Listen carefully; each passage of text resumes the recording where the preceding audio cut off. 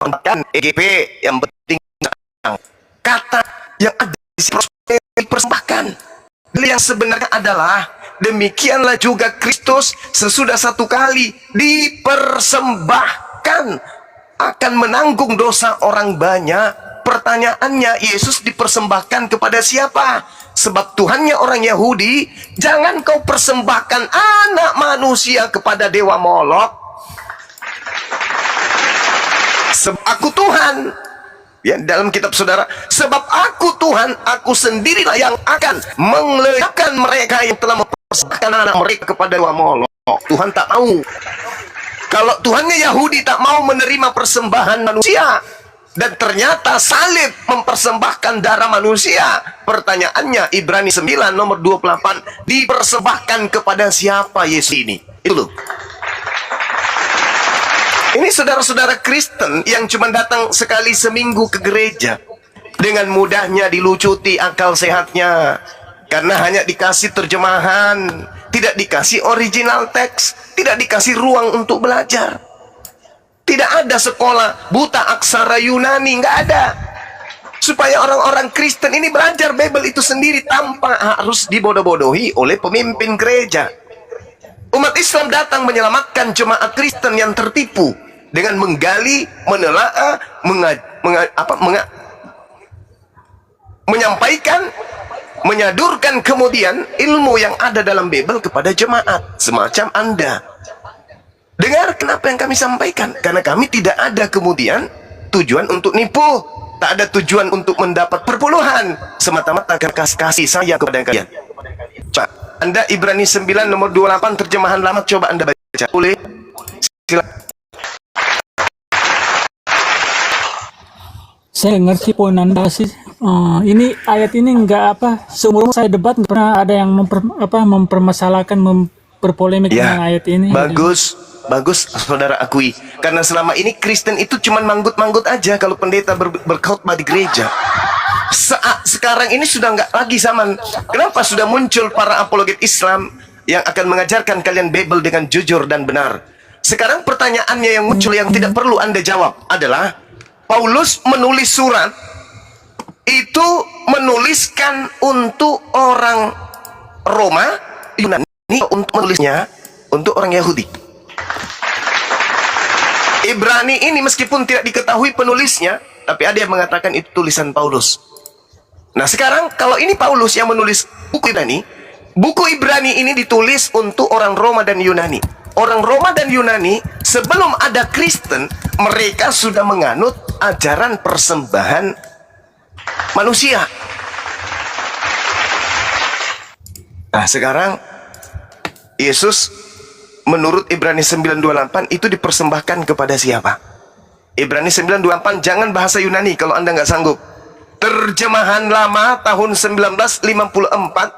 Demikian juga Kristus sesudah satu kali dipersembahkan akan menanggung dosa orang banyak, maka pada kali yang kedua kelak dengan tiada menanggung dosa, dia akan kelihatan kepada segala orang menantikan dia, akan menyelamatkan mereka itu. Itu terjemahan lama sesuai dengan aslinya, bahasa aslinya.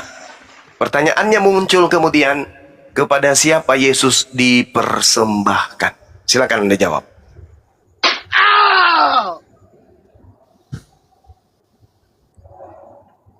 Ya, silakan dijawab Bang Sedot.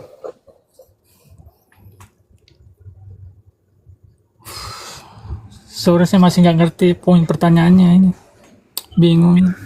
Bung, saudaraku dengarkan ya, 30 detik. Orang Yahudi mempersembahkan korban hewan kepada Tuhan.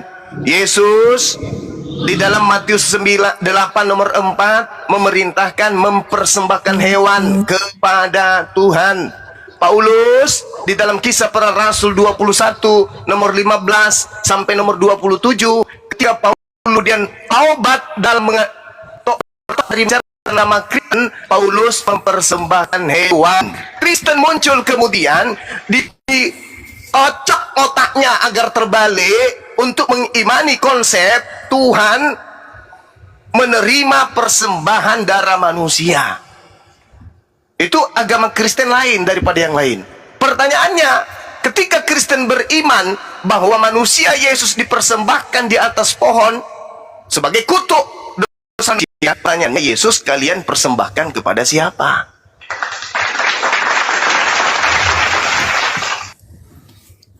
Bukan mempersembahkan, itu maksudnya menghapus dosa Mati. dengan darah.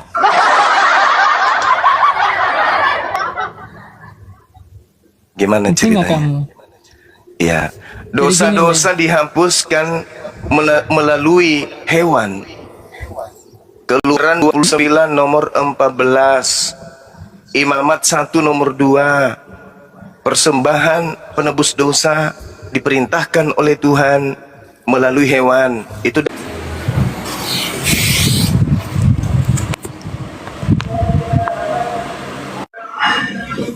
persembahkan anak orang ini kepada siapa? Karena yang mempersembahkan kemudian manusia kepada sembahan ini penganut agama Dewa Molok. Hanya Dewa Molok. Itulah makanya Yesus dipanggil sebagai domba apa? Anak domba Mati meja. Allah. Mati meja. Lagi-lagi Anda memfitnah anak orang sebagai anak binatang.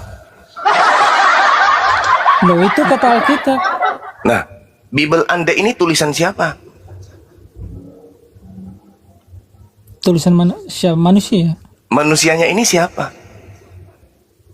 Al-Quran juga kan tulisan manusia. Jangan ke situ dulu. Al-Quran mengatakan persembahan itu adalah hewan. Al-Quran surah Al-Hajj ayat 34. Berarti tidak bertentangan dengan Tuhannya Yahudi. Imamat 1 nomor 2. Nah, sekarang yang bertentangan itu adalah dewamu, Tuhanmu. Kok persembahannya adalah darah manusia? Sedangkan Tuhannya Yahudi tidak mau ada persembahan darah manusia. Di mana dalilnya? Dia itu persembahan yang sempurna. Makanya kalau dia. kamu pakai hewan, Iya. kamu persembahkan Iya. tiap tahun, kamu harus lakukan tiap tahun dengan binatang. Dengan Yesus satu kali aja seumur hidup. Tolong Anda tunjukkan di mana ada persembahan kurban hewannya Yahudi yang mana kambingnya terkutuk.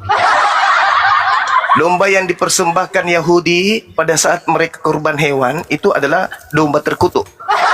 Sempurna, sempurna.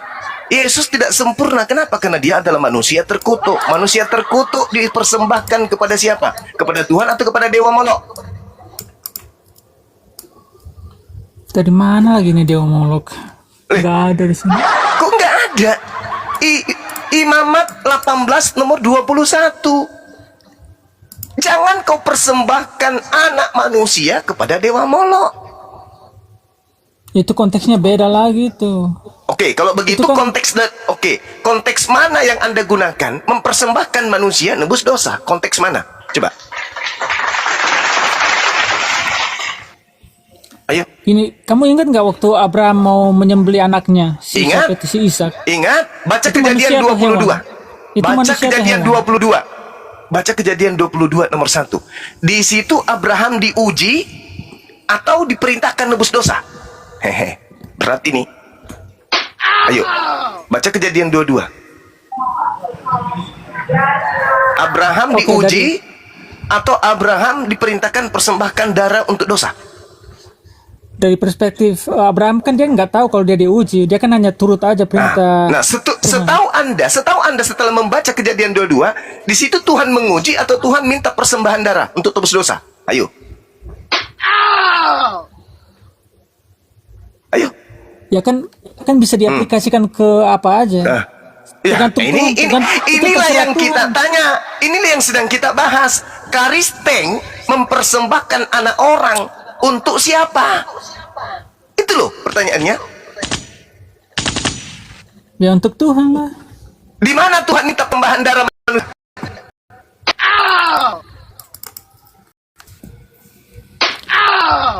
Ini kan di perjanjian baru sekarang kita ngomongnya. Iya, berarti Bukan lagi perjanjian perjanjian lama tidak bersesuaian dengan perjanjian baru. Itulah muncul pertanyaan.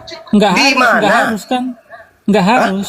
Tuh, Imamat harus. Siapa? 1 nomor 2. Katakanlah kepada orang Israel, apabila mereka hendak mempersembahkan kurban kepada Tuhan, hendaklah mereka mempersembahkan hewan ternak, domba, kambing, lembu, sapi. Eukariste. Iya, itu kan nggak sempurna. Itu nggak sempurna. Jadi kalau kamu mau yang nggak sempurna ya silakan aja. Kalau kami mau yang sempurna. Oh, jadi menurut saudara mempersembahkan manusia karena manusia itu sempurna. Bukan, Yesus bukan manusia. Yesus anak domba Allah. Hah? Maria melahirkan domba? Nah, inilah Bung. Kami datang sebagai penolong untuk Anda, untuk keluar daripada ajaran paganisme yang mematikan akal Anda. Jangan jadikan kami musuh, jangan. Kami hadir untuk menyelamatkan saudara. Masakan Anda memfitnah anak Maria sebagai anak binatang, Bung.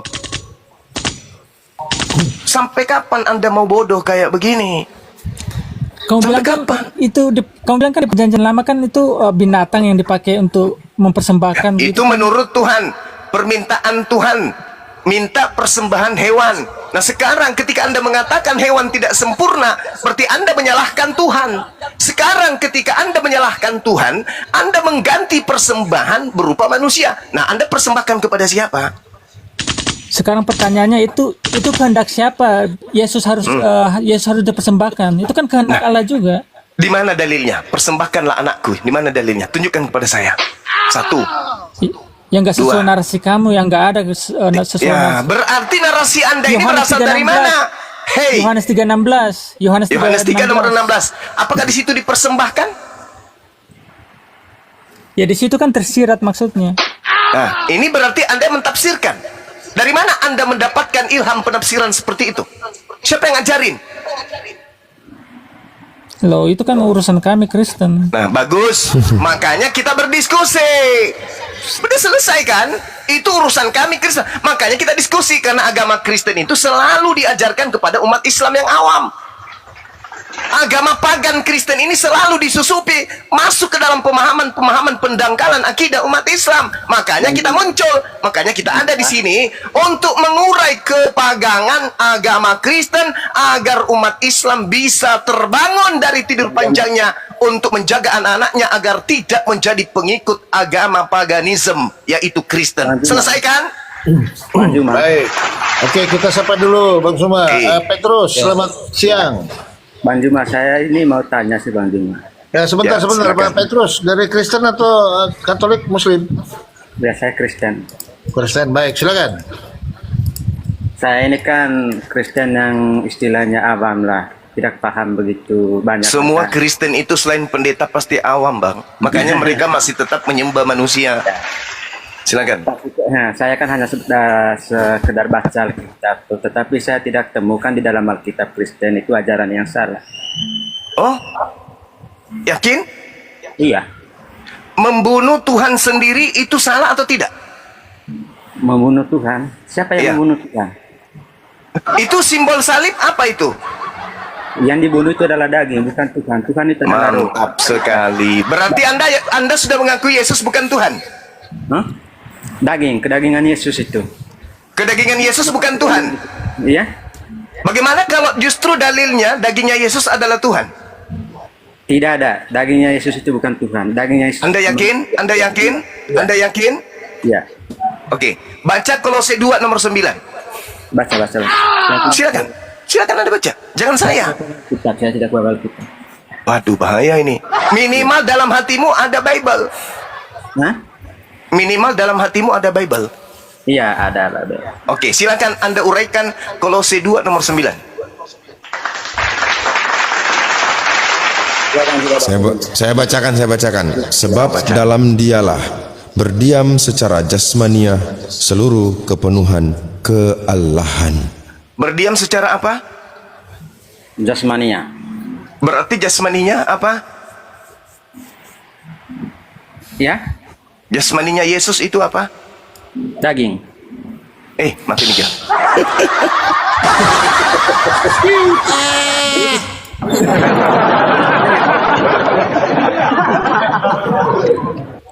Sebab dalam dialah berdiam secara jasmani. Diam Iya. bukan secara rohani. Diam Iya. secara jasmani. Seluruh kepenuhan keilahian. Berarti jasadnya Yesus adalah Tuhan yang berdiam secara apa? Secara jasmani. Jasmani. Berarti jasmaninya Yesus Tuhan atau bukan? Jasmaninya Yesus bukan, itu sebagai teladan sebenarnya.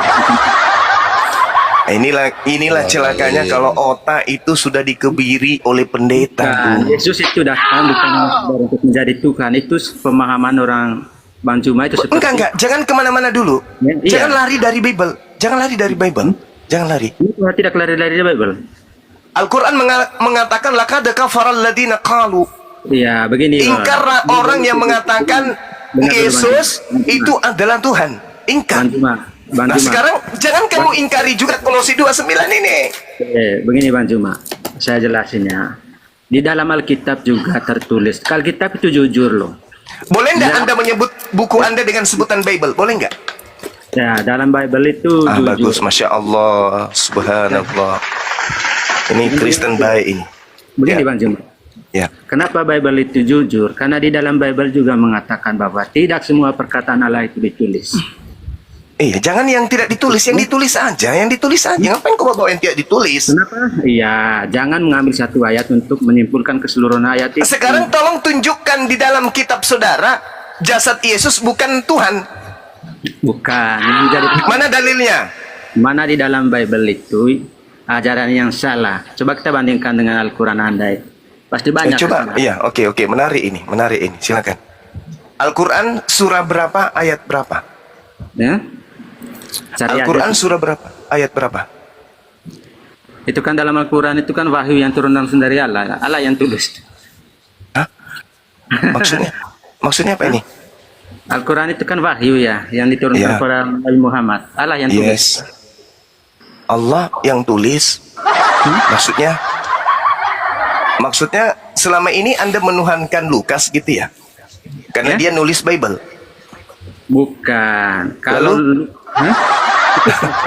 Lalu gimana ini? Gimana ini, Bung? Yesus Terlalu tinggi pertanyaan Anda kepada kami umat Islam bahas Quran. Ya. Selesaikan dulu Kolose 2 nomor 9 ini. Jasadnya Yesus itu Tuhan atau bukan? Masih banyak ayat-ayat pendukungnya kan. Jangan ambilkan satu untuk menunjukkan keseluruhan ayat. Ini yang saya tanya Kolose 2 nomor 9 aja dulu.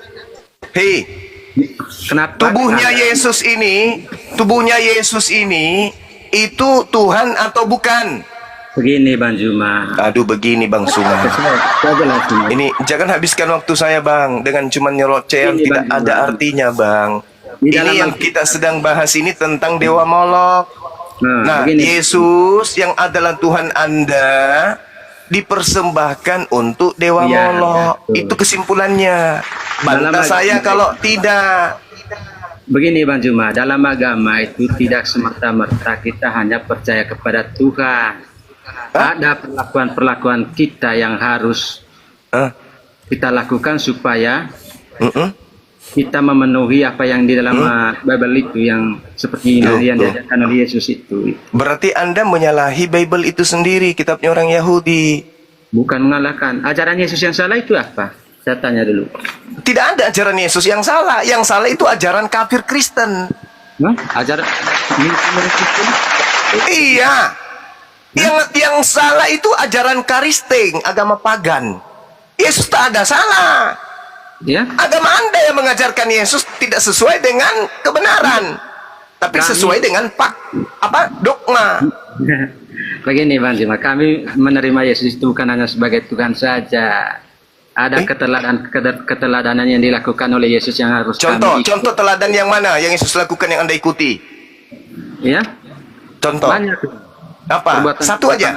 Maria masih hidup. Berpuasa dia lakukan, katakan harus Berpuasa. Ya. Kristen juga berpuasa. Iya, berpuasa. 40 hari 40 malam tidak makan, tidak minum. Bukan seperti itulah. Itu Tadi mustahil. katanya kami meneladani Yesus. Sekarang ditanya bukan seperti itulah. Ini kok kayak mana agama kok cincong kayak capcay kayak gitu? Tapi gimana maksudnya? Yesus Anda ikutin. Yesus puasa 40 hari 40 malam. Anda? Itu mustahil bagi kita. Makanya jangan berbohong.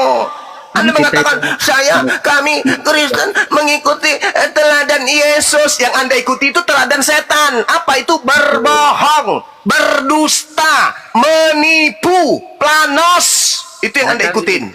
Anda sedang ingin menipu di sini.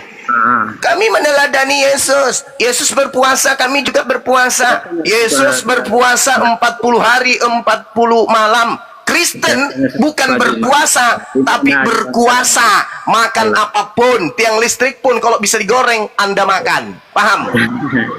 Itu kan langsung Anda. Loh, bukan asumsi. Paulus sendiri yang mengajarkan sebagai teladan. Tidak ada yang haram bagiku, semua halal. Waduh, gimana dong?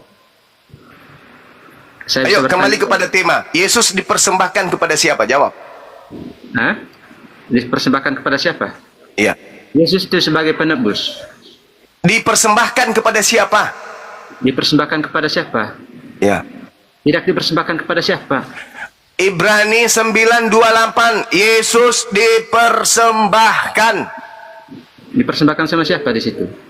Dipersembahkan kepada siapa? Saya yang bertanya, ente pula yang bertanya. Anda bingung? Anda bingung? Dipersembahkan pada siapa? Anda bingung kan? Anda bingung kan? Makanya jangan menjadi jemaat gereja. Keluar! Keluar dari tempat itu. Keluar! Kenapa Keluar! kamu tidak keluar? Tidak ada Keluar ajaran yang dari gereja.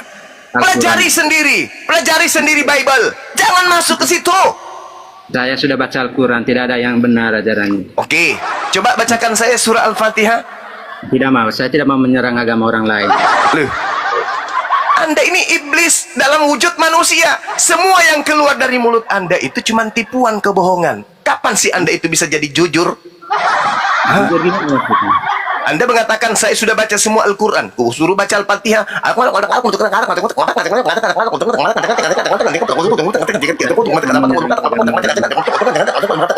Apa ini? Agama kok didogma untuk menjadi pembohong, menjadi pendusta. Pertanyaan saya kembalikan Kolose. So, dalam Ibrani 9:28 Yesus dipersembahkan kepada siapa loh? Petrus, pendek terus. Bukan dipersembahkan, dia itu sebagai penebus. Bung, baca Bible. Ibrani 9 nomor 28. Di situ Yesus dipersembahkan Petrus. Tidak ada dipersembahkan. Loh, baca coba. Di situ ada kata prospero. Terjemahan lama masih ada sampai hari ini. Terjemahan lama menuliskan dengan terjemahan yang jujur. Prospero dipersembahkan Petrus.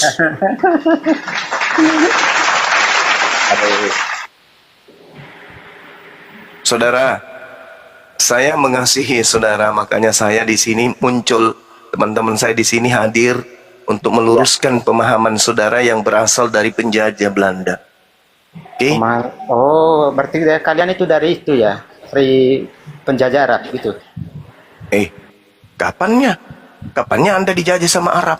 Kapan kami dijajah sama Belanda? Hah? Kapan kami dijajah sama Belanda? Yang datang menjajah di Nusantara ini siapa? Siapa? Siapa? Belanda menjajah di mana Belanda? Oh, nggak pernah. Kristen Nggak itu pernah Belanda menjajah di Nusantara ini, nggak pernah.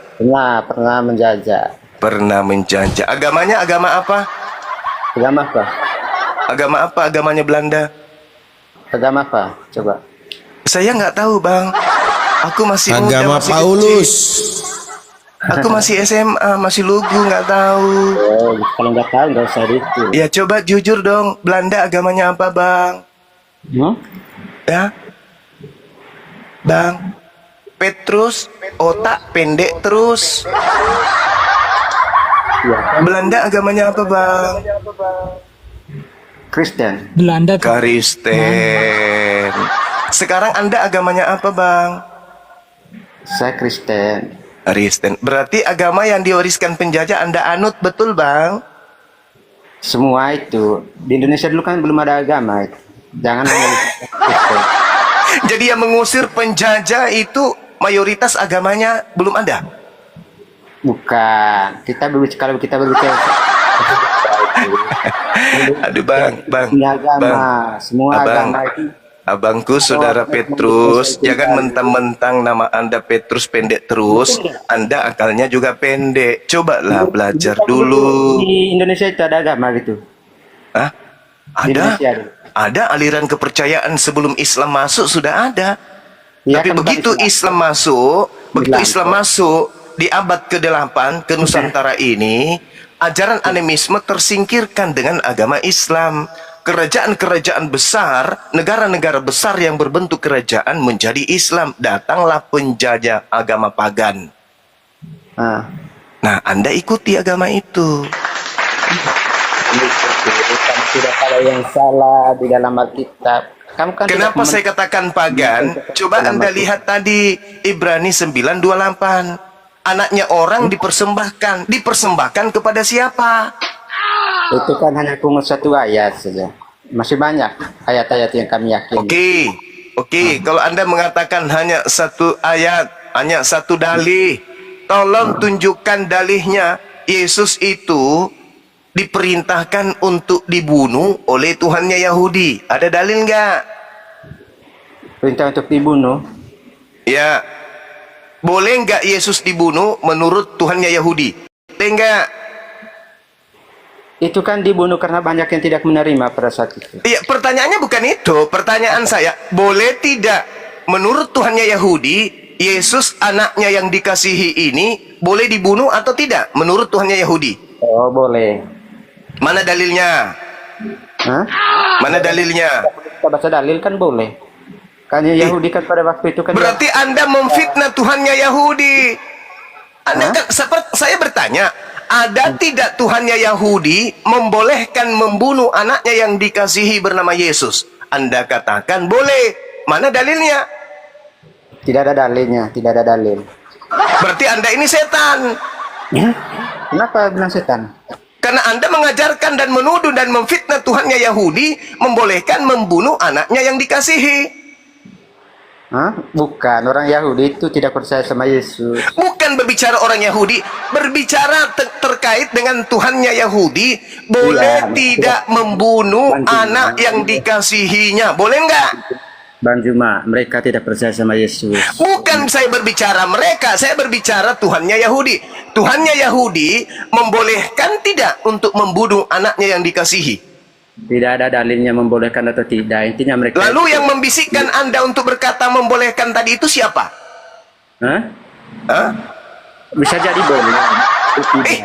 Tapi tidak ada dalil. Mereka tidak percaya sama Yesus. Mana dikatakan boleh dan tidak. Bagaimana ini teman-teman? Iya. Pasien kita hari ini, coba Anda baca Amsal 6 nomor 16. Iya. Baca. Baca. Hah? Baca. Saya pula yang disuruh. Saya yang kasih ilmu, Anda pula biarkan saya. Tidak ada untuk ilmu yang membaca. tidak ada ilmu yang saya dapat dari Anda itu. Anda itu hanya Oh sebatas iya ilmu. pasti. Anda kan Kristen. Anda kan Kristen. Bagaimana Iya. Anda bisa mendapatkan ilmu kalau otak sudah berkarat? Sejati. Hah? Saya Kristen sejati. Orang mendapat ilmu kalau otak masih berfungsi. Iya. Nah, otak sudah nggak berfungsi gimana ceritanya? Oh, dapat ilmu. Allah saya itu. Makanya nama Anda Petrus, pendek terus. Semua-semuanya pendek. Akal pendek, pemikiran pendek, ilmu pendek, logika pendek, nonok juga pendek. Iya. Amsal 6 nomor 16. 6 perkara, dengar. 6 perkara yang dibenci oleh Tuhan. Bahkan 7 perkara yang menjadi kekejian bagi hatinya. Nomor 17-nya adalah menumpahkan darah orang yang tidak bersalah. Iya. Menumpahkan darah Yesus itu kekejian bagi Tuhan atau bukan? Menumpahkan darah bagi Yesus tidak ada kekejian situ. Ini dalil sudah kubacakan loh. Amsal 6 nomor 16. Nah. 6 perkara yang dibenci oleh Tuhan. 6 perkara yang dibenci. Dan 7 perkara yang menjadi kekejian dalam hatinya. Nomor 17-nya, yaitu menumpahkan darah orang yang tidak bersalah. Nah, menumpahkan darah Yesus, itu kekejian bagi Tuhan, itu merupakan satu yang dibenci Tuhan atau tidak? Kalau menumpahkan darah Yesus tidak. Ih, mati Yesus Mija. bukan datang untuk itu. Mati Mija. Memang dia itu sudah ditakdirkan untuk itu sama Allah. Mati Mija. Mati. Iya. Sebagai penutup sama manusia kan dia datang untuk mati. Alamak. Iya. Mama. Menumpahkan darah Yesus itu kekejian bagi Tuhan, Tidak ada kebencian kebencian bagi Tuhan, atau bukan? Itu semua rencana yang diatur oleh Tuhan itu. Rencana siapa? Tidak. Allah Rencana yang siapa? manusia. Rencana siapa? Ya. Rencananya siapa? Rencananya Tuhan toh. Oke, mana dalilnya? Hah? Yesus mengutus anaknya yang tunggal ke dalam daging. Mana dalilnya? Hei Bung, saya minta dalil. Di mana Tuhannya Yahudi membolehkan membunuh Yesus? Mana dalilnya? Tuhannya Yahudi membolehkan. Beda keyakinan Yahudi sama itu. Kau jangan Ya, Yesus menyembah Tuhannya Kristen atau Tuhannya Yahudi? ya. Yesus menyembah Tuhannya Kristen atau Tuhannya Yahudi? Tidak ada yang mengatakan di situ Yesus menyembah Tuhannya orang Yahudi. Yohanes 4 nomor 22. Kena kau kan? Yesus berdoa kepada Tuhannya Yahudi atau kepada Tuhannya Kristen? Tuhannya Kena Yahudi. kau kan? Tuhan itu Kepalamu seluruh benjol manusia, dibuat bukan kan? orang Yahudi. Hanya modal mulut kepala benjol dibuat. Gimpe kepalamu sekarang. Yahudi untuk semua manusia, bukan hanya Yesus orang Yahudi. berdoa kepada Tuhannya Yahudi atau kepada Tuhannya Romawi? Jawab. Dia berdoa kepada Allah untuk seluruh umat manusia, bukan hanya Bukan saya bertanya berdoa untuk siapa, saya tanya Yesus berdoa kepada siapa? Tuhannya Yahudi atau Tuhannya Romawi? Tuhan untuk seluruh umat manusia, bukan hanya orang Yahudi. Yang saya tanya, Yesusnya berdoa kepada Tuhannya Yahudi. Begini Bang Juma, kalau Tuhannya Bang dia itu terbatas. Itu terbatas. Tuhannya Romawi dengan Tuhannya Yahudi sama enggak? Tuhannya sama, Sama. Siapa nama Tuhannya Romawi? tidak punya nama. Mate Mija. Balas si anak-anaka. Oh mama balas si kodonge. Mate Mija. Balas si anak-anaka. Parah.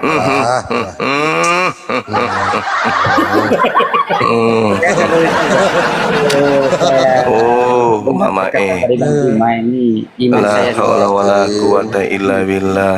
Saudara Petrus, saya sarankan jangan ke gereja dulu untuk beberapa saat. Kamu pelajari Bible, dalami Bible, Bung. Ya, Tidak. kalau kamu dalami Bible dengan otak, dengan akal, sudah jelas tertulis, jangan membunuh, jangan membuat cabul. Tidak ada ajaran tidak baik. Berarti boleh nggak Yesus dibunuh? Hah? Boleh nggak Yesus dibunuh? Itu tidak boleh. Tidak boleh Yesus dibunuh kan? Hah? Tidak boleh. Maksudnya Yesus dibunuh boleh nggak? Gimana maksudnya? Iya, mulai ngaco nih. Mulai ngaco nih. Mulai ngaco. Nah, inilah kalau otak separuh dipakai otaknya tikus. Yesus menurut Matius 19 tadi dan Keluaran 20 jangan membunuh. Pertanyaan saya, boleh nggak membunuh Yesus? Kalau menurut Allah membunuh itu tidak boleh. Nah, Tetapi- boleh nggak membunuh Yesus?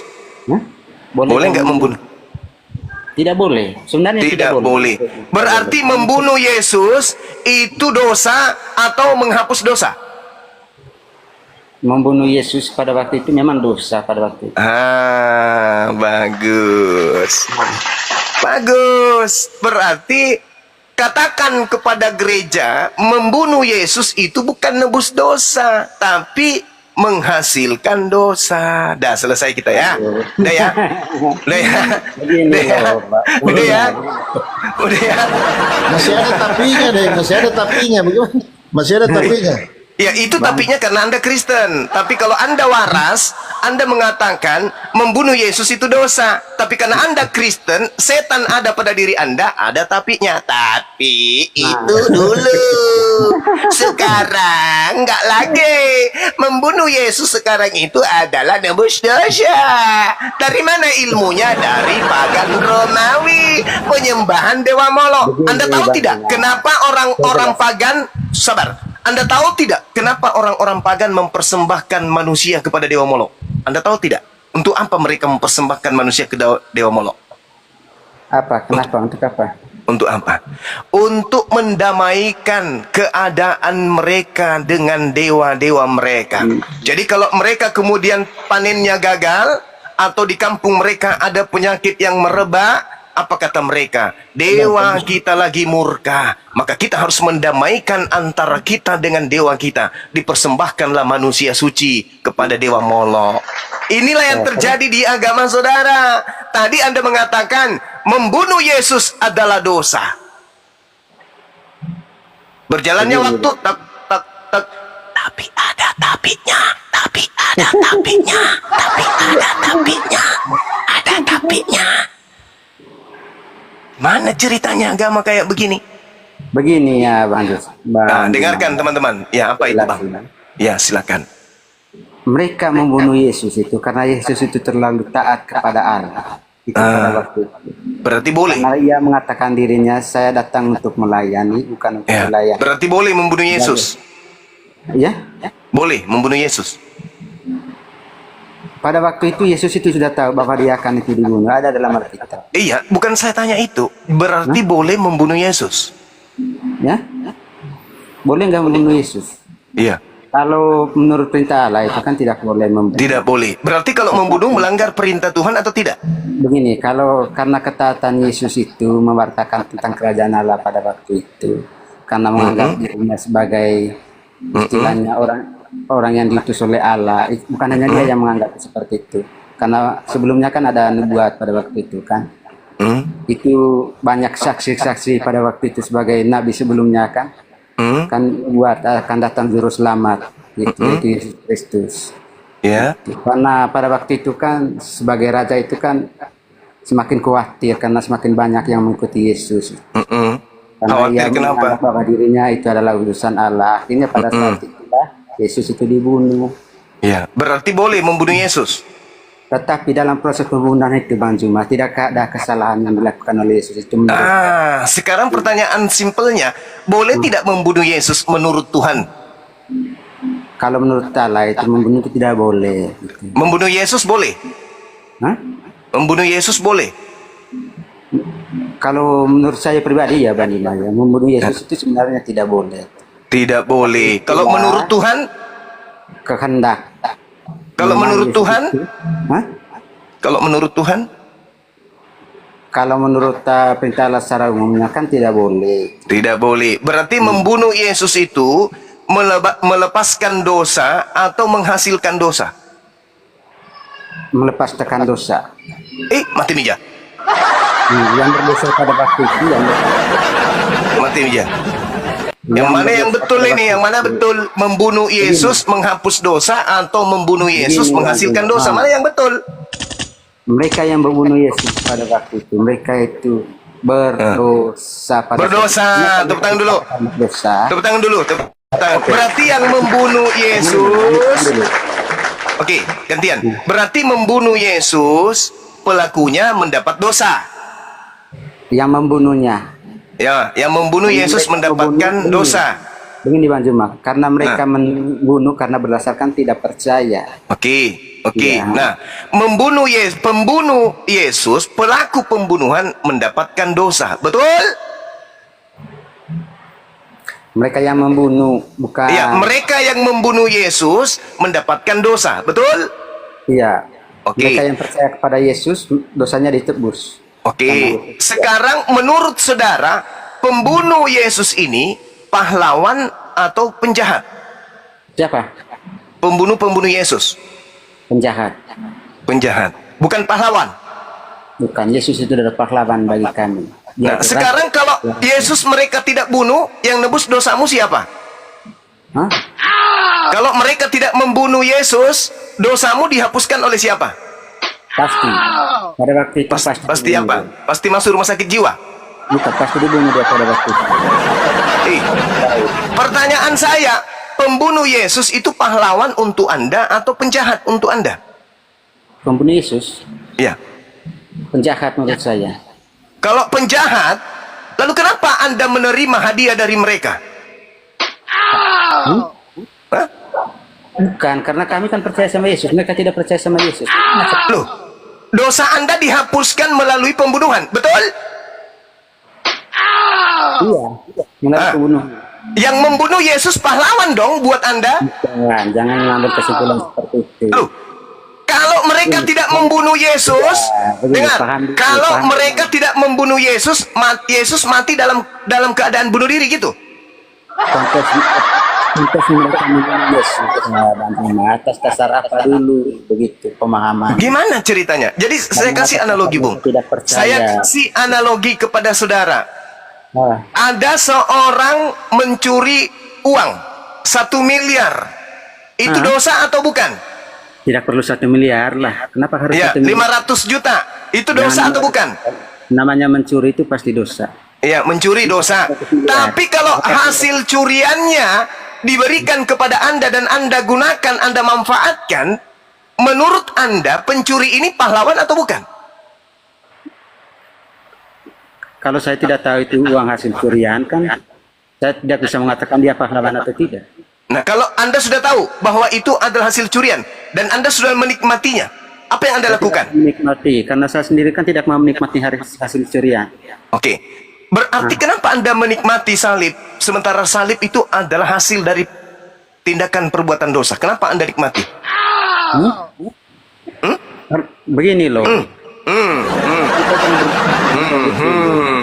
Itu atas dasar apa? Dia memberitakan kepada Allah tentang kebenaran, tentang kerajaan Allah. Makanya dia itu disalib. Karena pada Gimana waktu ceritanya? Berarti penyalib Yesus adalah penggenapan nubuat.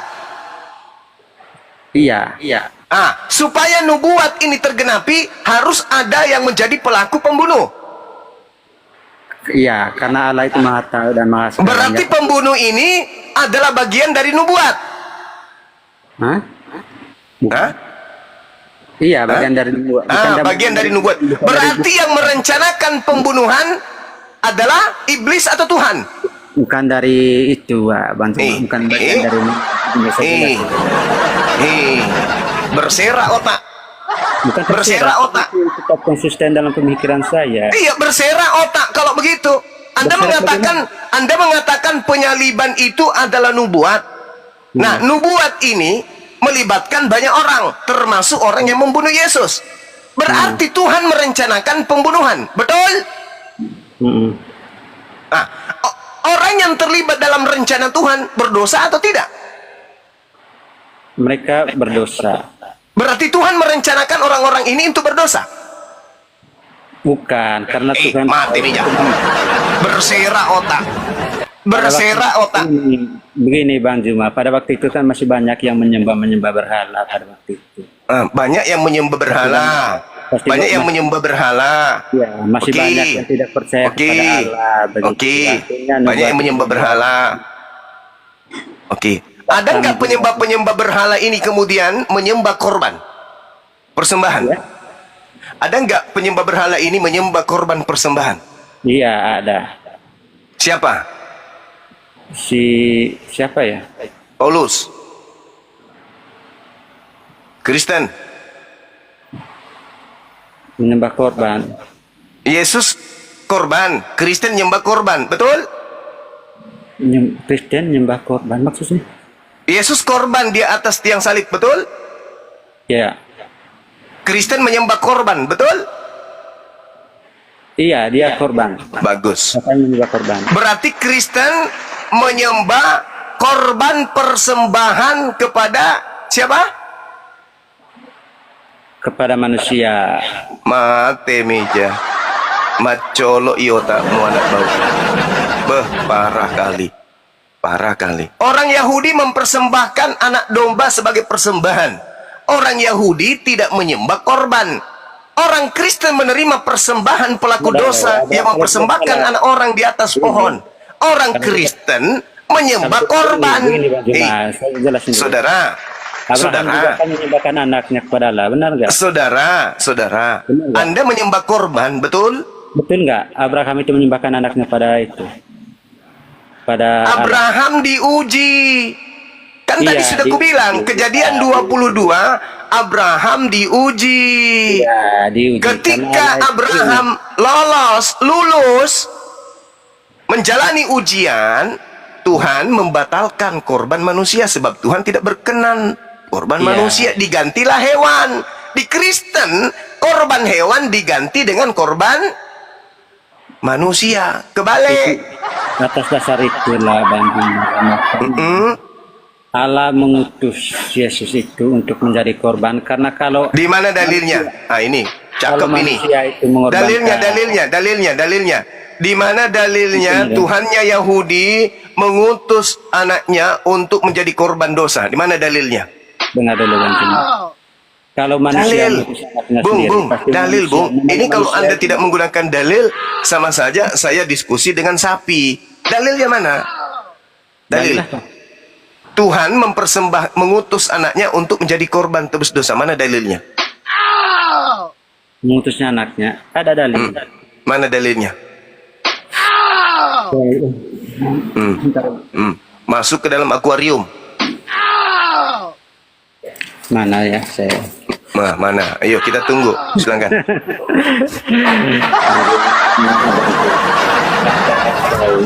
Teman-teman penonton, tenang. Ini ujian. Mungkin agama orang lain. Tenang. Kita tunggu dalil ya, Bang ya. Dalil Tuhan mengutus anaknya untuk menjadi korban dosa manusia. Mana dalilnya? Kau dari tadi bertanya, nggak mau ditanya. Dalilnya mana? Oh, kita udah selesai, kita udah final, Bung. Al-Quran surah Al-Hajj, Allah subhanahu wa ta'ala menerangkan bahwasanya walikulli ummatin ja'alna mansakal liyazkurusmallah ala ma razaqahum min bahimatil an'am. Oke, udah selesai kita. Yohanes Bahwa Tuhannya umat Islam meminta dan mengajarkan syariat persembahan hewan ternak. Tuhannya Yahudi, Imamat 1 nomor 2, persembahan hewan ternak. Dewanya Kristen, Dewa Molok, mempersembahkan korban manusia. Udah selesai. Apa yang Anda ingin pertanyakan masalah ini di Islam? Setiap tahun Anda lihat umat Islam persembahkan hewan, domba, kambing, lembu, sapi. Tak ada di Islam menggantung manusia untuk dosa. Nah, seperti kalian, tiap tahun kalian bikin film, kalian bikin cerita, kalian bikin adegan, sandiwara, orang kalian gantung di salib, lalu kalian tenteng kemana-mana, habis itu orangnya tergantung mati di salib. Ini yang ditanya, ini yang sedang dibahas. Yesus yang Anda gantung di atas tiang salib itu kalian persembahkan kepada siapa? Santai bro. Itu saudara Sedot pantat pendeta. Ya, silakan saudara Petrus, pendek terus otaknya, silakan. Mana dalil Tuhannya Yahudi mengutus anaknya untuk dibunuh bagi orang pagan Kristen? Silakan. Hah? Mana dalil? Bukan, mengutus anaknya itu ada dalilnya. Tetapi Dia mengutus Yesus, memang Yesus itu utusan. Hidup kekal itu adalah mereka mengenal Yesus sebagai utusan. Jangan kau kenal sebagai korban berhala, jangan kau kenal sebagai anak dewa, jangan kau kenal sebagai Tuhan. Karena Yesus mengajarkan, hai kalian, hidup kekal bisa kamu peroleh apabila kau mengenal aku sebagai utusan, bukan sebagai korban dewa Molok. Paham? Yohanes 17 nomor 3. Nah, Kristen ini tampil beda. Otak kepalanya besar, otaknya menciut, mengecil. Pertanyaannya muncul, kepada siapa Yesus anak orang kalian persembahkan menurut iman kalian? Kepada Elohim Tuhannya Yahudi mustahile. Karena Imamat 8, Tuhan sendiri yang akan melenyapkan orang-orang yang persembahkan anak manusia kepada dewa. Oke, nah sekarang Anda memfitnah kemudian Tuhannya Yahudi mengutus rasulnya untuk mati demi menebus dosa-dosa para penganut paganisme Romawi, Yunani, Kristen. Pertanyaannya, tolong tunjukkan dalilnya, silakan. jika kamu mengaku dengan mulutmu bahwa Yesus adalah Tuhan, itu menurut siapa? Roma 10 nomor 9 itu tulisan siapa? Itu tulisan siapa? Tulisan siapa? Itu Roma 10 nomor 9. Apabila kau mengaku bahwa Yesus itu adalah Tuhan, maka kamu akan diselamatkan. Itu ucapan siapa? Kau tanya mana dalilnya? Itu ditunjukkan dalil. Iya, setelah muncul dalil, saya tanya, dalil ini ucapan siapa? Meow. Ucapan Alkitab. Cara setan itu menyesatkan kayak gitu. Itu ucapan siapa? Ucapan Alkitab. Saya tanya, Roma 10 nomor 9 yang Anda bacakan, barang siapa yang berkata Yesus itu Tuhan, maka dia akan diselamatkan. Hanya saya tanya, itu ucapan siapa?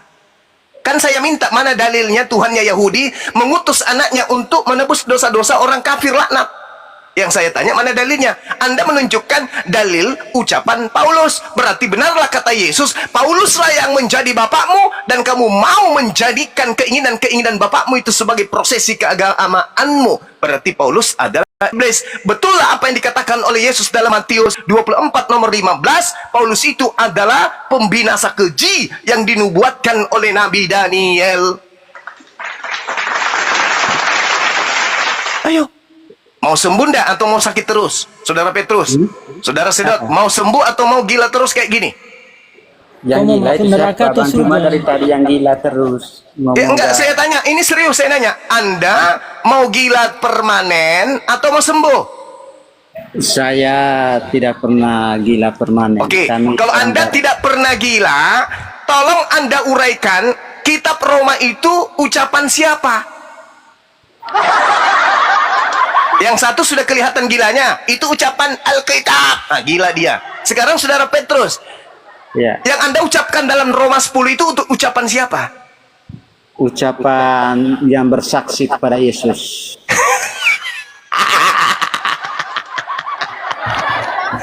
Aduh, Ini punya kan ada saudaraku yang kukasihi dan yang kusayangi, sayangi dirimu dari api neraka, Bung. Mumpung masih ada kesempatan. Anda mengatakan Tuhannya Yahudi mempersembahkan, mengutus anaknya untuk menjadi persembahan tebus dosa bagi orang Roma dan orang Yunani. Saya minta mana dalil Tuhannya? Anda tunjukkan ucapan Paulus. Berarti benarlah kalian ini selama ini menuhankan Paulus. Paulus berbicara tentang Yesus, yang bicara tentang kebenaran tentang Yesus, tidak menuhankan Paulus. Di mana cerita? Bedakan dengan Yesus Muhammad. berkata di dalam Tidak ada yang Yohanes, Yesus berkata dalam Yohanes 8:44, iblislah yang menjadi bapakmu, dan kamu mau melakukan keinginan-keinginan bapakmu. Pertanyaan saya, kitab Roma itu keinginan siapa? Bukan keinginan siapa, itu yang bersaksi terhadap diri Yesus Kristus. Saya ulang pertanyaannya, kitab Roma itu isinya itu keinginan siapa? Keinginan siapa? Ya, Mereka yang Keinginan Roh bersaksi terhadap Kudus. mulai ngaco. Udahlah bang, kayaknya Anda sudah susah untuk disembuhkan, ya. mending Sudah agama, susah untuk disembuhkan. agama kami masih waras. Kalau Anda waras, pertanyaan saya harusnya Anda jawab dengan jujur dong.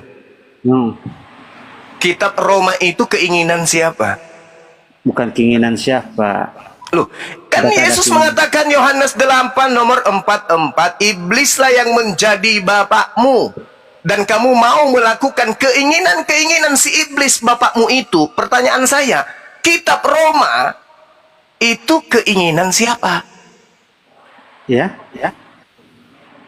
Keinginan siapa? Tidak keinginan siapa-siapa. Ya Rasulullah,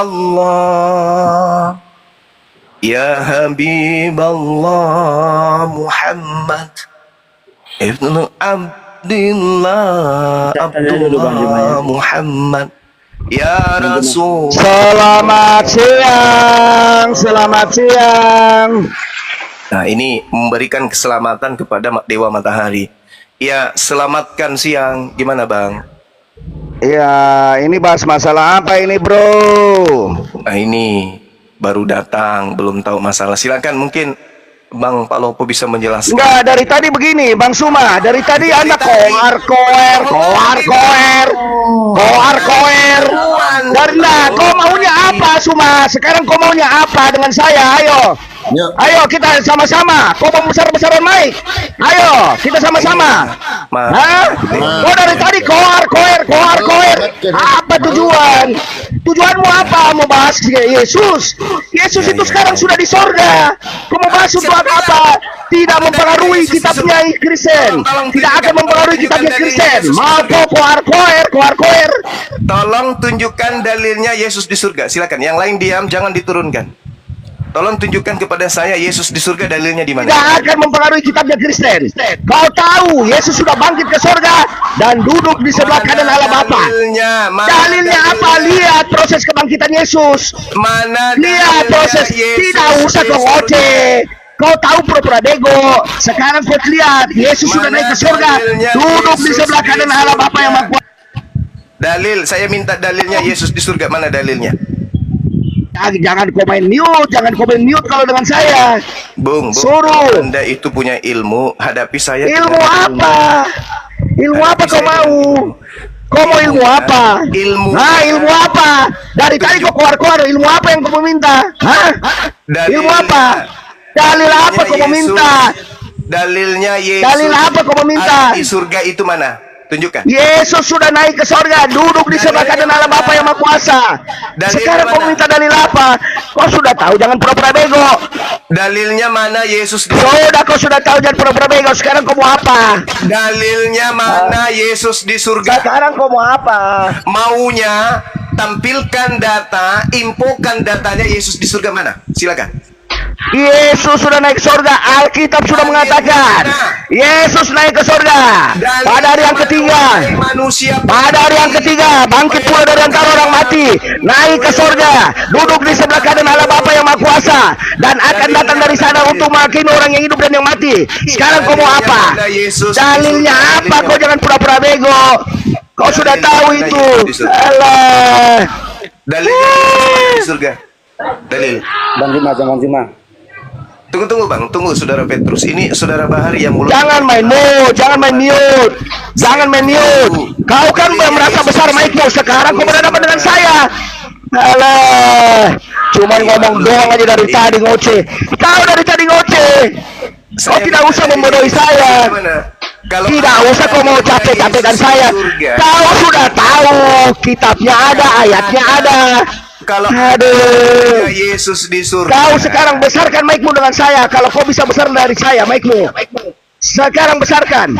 Besarkan mic-mu lawan saya. Saudara-saudara ini di Indonesia. Jangan ngoceh deh kau. Lihat. Sudah, kau baca saja. Dia datang keluar. Kau baca saja. Saya minta dalilnya Yesus berada di surga. Jangan kau mute saya. Jangan. Mana dalilnya Yesus di surga? Tinggal Anda tunjukkan. Mana dalil? Gepeng. Mana dalilnya Yesus di surga? Macet. Kalau ada dalilnya Bagaimana kamu mute? Jangan kamu mute. Ya, dalil. Kalau kamu haru jangan mute. Yesus di surga mana? Kau sudah gak harus cendana pula, sudah tahu bertanya pula. Untuk apa? Untuk apa? Dalilnya apa? Kamu untuk apa? Dalilnya untuk apa kamu Sekarang kau begini. Malu apa?